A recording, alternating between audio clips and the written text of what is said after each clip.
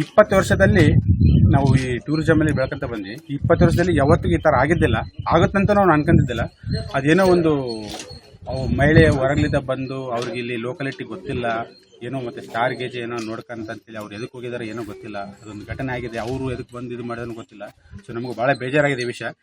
ಆಮೇಲೆ ನಾವು ಇಲ್ಲಿ ಹೋಟೆಲ್ ಮಾಲೀಕರು ಕಟ್ಟನಿಟ್ಟಾಗಿ ಹೊರಗಡೆ ಹೋಗಬೇಡಿ, 8 ಗಂಟೆ ಮೇಲೆ ಹೊರಗೆ ಹೋದ್ರೂ ಒಳಗೆ ಬಂದುಬಿಡಿ. ಅಕಸ್ಮಾತ್ ನೀವೇನಾದರೂ ಹೊರಗಡೆ ಹೋದ್ರೆ ನಮ್ಗೆ ಇಂಟಿಮೇಷನ್ ಮಾಡಿ. ಜಂಗಲಲ್ಲಿ 2-3 ಕಲಿತು ಹೋಗಬೇಡಿ, 5-6 ಜನ ಕಲಿತು ಹೋಗಿ.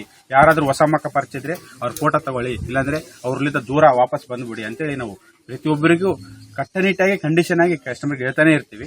ಸೊ ಅದೇನೋ ಒಂದು ಅನಿವಾರ್ಯ ಆಗಿದೆ, ಅದಕ್ಕೆ ನಮಗೆ ಭಾಳ ದುಃಖ ಅನಿಸ್ತಾ ಇದೆ. ಹಿಂಗೆ ನಿನ್ನೆ SP ಸಾಹೇಬರು ತಾನೇ ನಮ್ಮನ್ನು ಕರೆದು ಯಾವ ಥರ ಮಾಡ್ತಿದ್ರಿ, ಯಾವ ಥರ ಇಲ್ಲ, ಯಾವ ಥರ ಇರಬೇಕು ಅಂತ ಹೇಳಿದ್ರು.